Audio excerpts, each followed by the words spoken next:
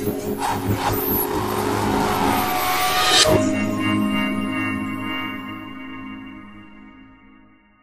name's Neil Shubin. I'm from the University of Chicago, where I'm a professor in the faculty of the anatomy department there. I also hold an appointment at the Field Museum of Natural History, also in Chicago. So you have to understand the setting. The setting of the day we found it was, this was our last expedition to the Canadian Arctic. We were running out of money, and I'm not saying this for drama. It's really expensive to work there. We'd worked there for a number of years already with very little success. We had not much to show for ourselves. We decided to sort of spend the lot and have one last season working at that layer. So Steve's cracking rocks. And Steve is up, about 7 feet from me. He says, "Hey Neil, what's this?" And I remember looking at the thing and saying, "Okay, we have a flat-headed fish." I looked at Ted and Farish, who were the co-leaders of the expedition. We were like, "Oh my God!" I mean, it was there was two feelings. One was just incredible joy, but the other was incredible relief, which is really this is our last chance at this. And as soon as I saw what this object was, I knew we had found what we had spent 6 years, and I had spent about 20 years before looking for it.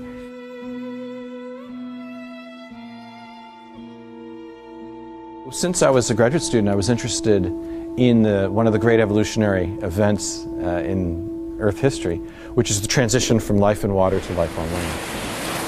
And you think about that, it's a remarkable transition because so much in the animals have to change. So I got interested early on in this transition, and my goal was to find new evidence that tells us about how it happened. So what I did, starting in the early 90s, was to try to find rocks in the world that had the right properties to hold the fossils that would tell us about this transition. From a fish that has like a conical head and fins, to a land-living animal of the time, in the Devonian, which has a flat head with limbs. So we looked around the world, and it eventually became clear through a moment of serendipity that one of the best places and most unexplored places to look for such a fossil was in the Canadian Arctic. We discovered it from a geological textbook, not the scientific literature. It was completely accidental. But it turns out these were the perfect rocks of the right age and exposed at the surface to produce such an intermediate.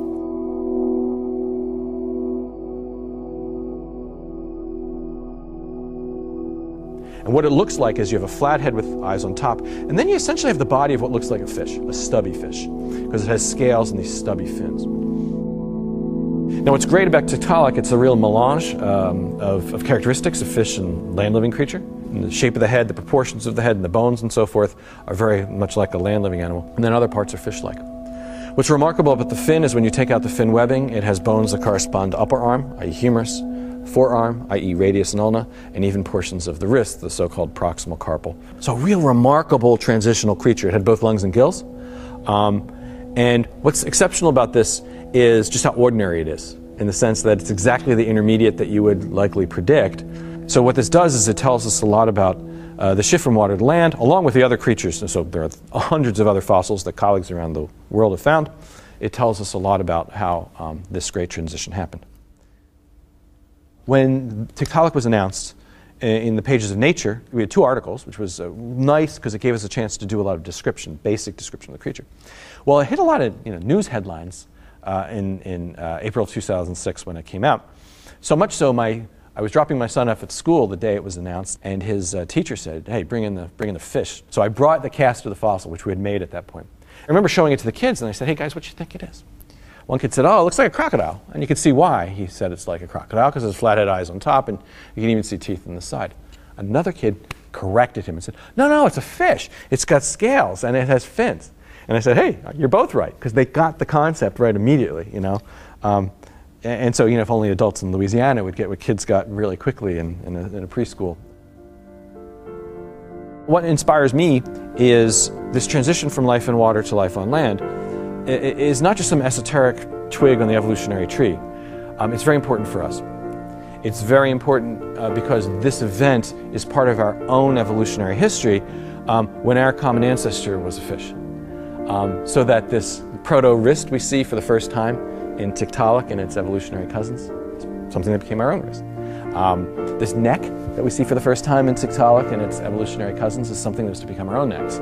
Inside our organs, inside our genes, inside our cells, carry artifacts of the history of life, carry events like this, of which this is just one of countless events in the last 3 billion years.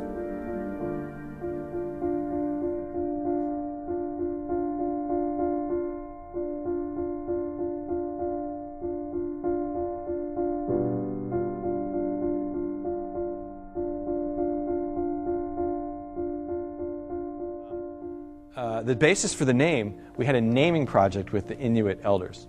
And we have all the pieces together. It takes the right geological conditions, you know.